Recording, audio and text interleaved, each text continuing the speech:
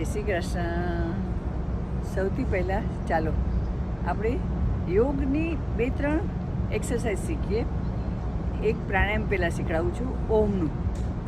ઓમ ઘણી રીતે કરાય છે, પણ આ સીધી ને સરળ રીત બહુ સરસ જે મને ગમી છે એ તમને બતાવું છું.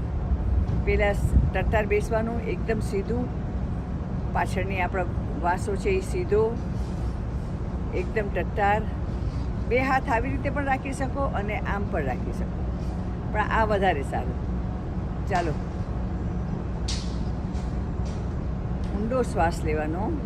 પહેલાં 2-3 શ્વાસ લઈ છોડવાના, નોર્મલ થવાનું. મનમાં કાંઈ પણ વિચાર આવે એ આવવા દો.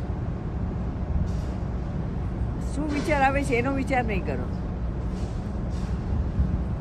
હવે નાકમાંથી આપણે જે શ્વાસ લઈએ છીએ ને નાકથી, એના ઉપર જરા ધીરે ધીરે ધ્યાન દો.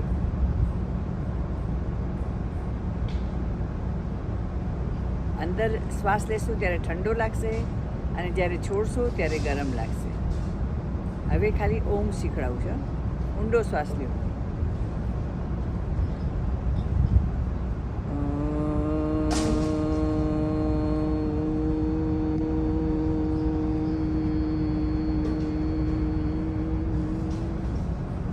હવે આ ઓમ હું કેવી રીતે બોલી?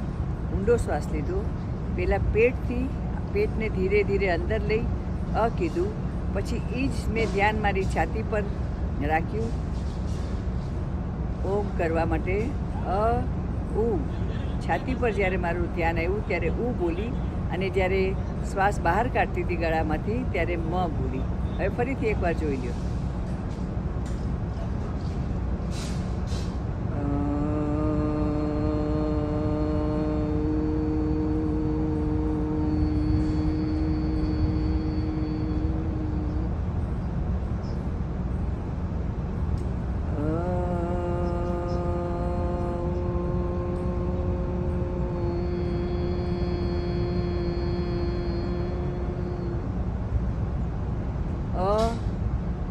સમજી લ્યો 5 સેકન્ડ બોલ્યા તો 7 સેકન્ડ અને 10 સેકન્ડ.